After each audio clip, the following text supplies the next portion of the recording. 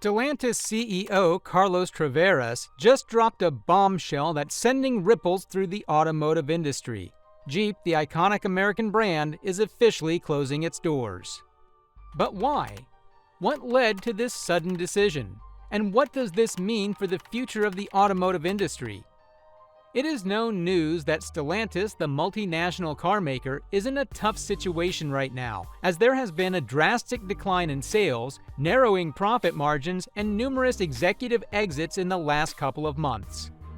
It is that bad that sales have dropped significantly, with global earnings down about 48%.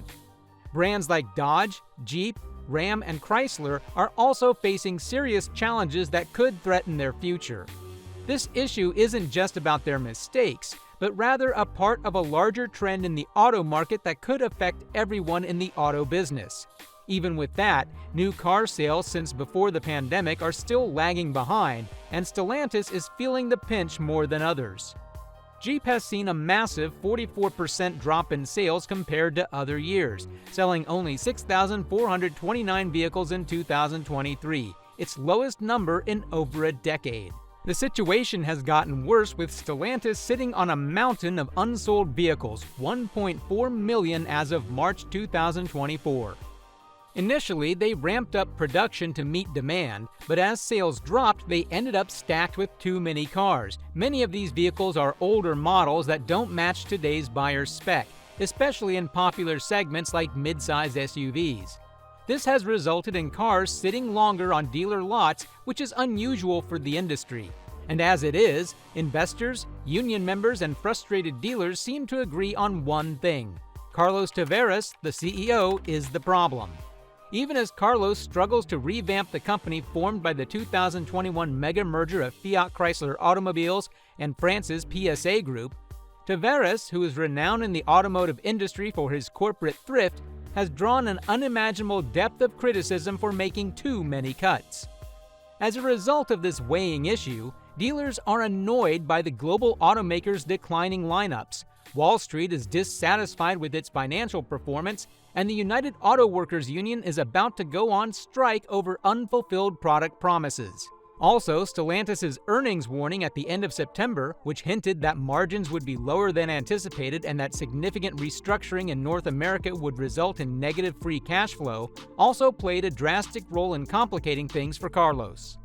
Now, following months of increasing pressure and a lawsuit from investors, Stellantis announced that Carlos would retire in early 2026 when his contract expires. However, with the interim of the time left, he will have to manage the business through one of the most challenging periods in history. With the way things are, will Carlos be able to initiate a drastic turnaround for the company? We can only wait to see what will happen.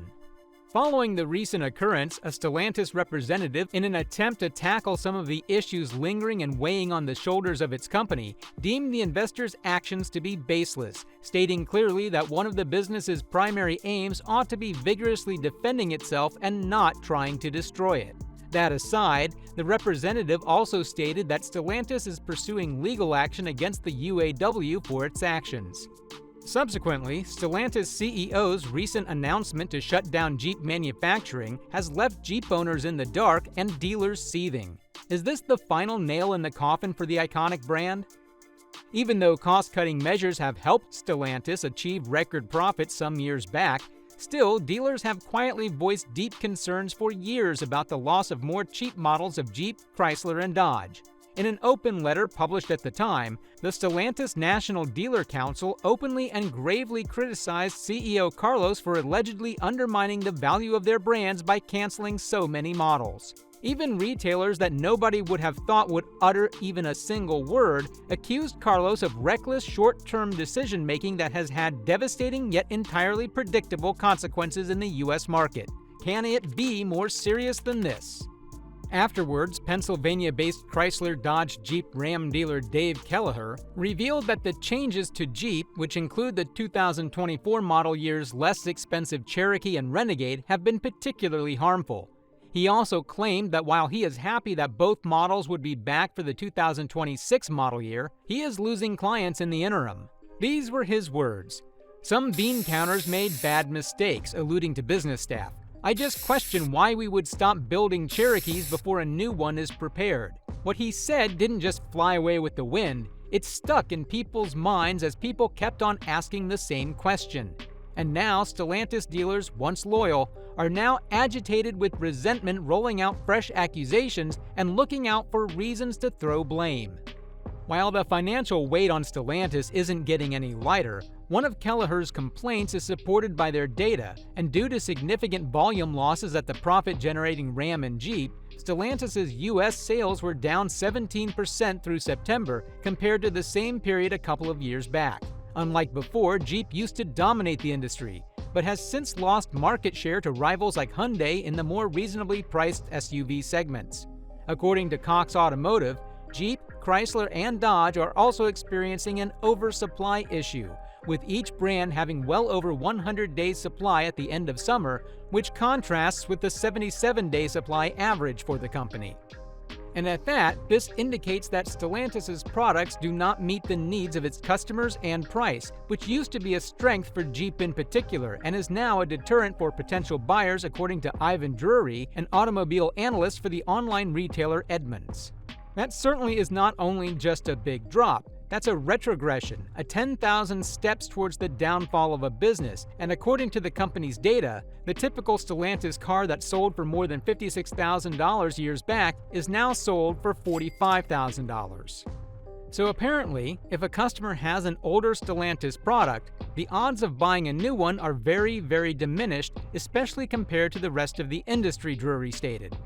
He went on to say, "A lot of that is because the ATP creep is so aggressive," in reference to the average transaction price. The decision to stop producing more reasonably priced cars seems to have wide-ranging effects on the business. As consumers limit their budgets due to inflation and rising interest rates, car affordability is more crucial now than it has been in previous years. Additionally, the UAW has turned the abandoned factories into a battlefield. While Stellantis' short-sighted tactics might have pushed the UAW to the brink, a strike looms large, threatening to cripple the automaker. With no possible solutions in sight to put an end to the whole saga, the UAW's dispute with Carlos had to do with the Illinois plant where Stellantis manufactured the now-defunct Jeep Cherokee. The union claims that renouncing investments is a violation of its 2023 contract and has threatened to go on strike if Stellantis does not restore product commitments for the facility. In retaliation, Stellantis sued the union, claiming that its votes authorizing the strike were a breach of the agreement. Who then is breaching agreements here? The UAW gained the power to strike over product commitments following an historic walkout at all three Detroit automakers last October. However, according to Stellantis, these pledges are always open to modification based on the state of the market. Carlos's leadership has been questioned by dealers and investors. More so, on a bright October afternoon, a more direct and obscene shout erupted in the parking lot of a Stellantis UAW local union, yelling, "Shit can Carlos." The president of the UAW, Shawn Fain, stated that it was once again up to the UAW members to save this company from itself during a rally held to pressure Stellantis to uphold job commitments at the Illinois facility where it had previously made the Cherokee.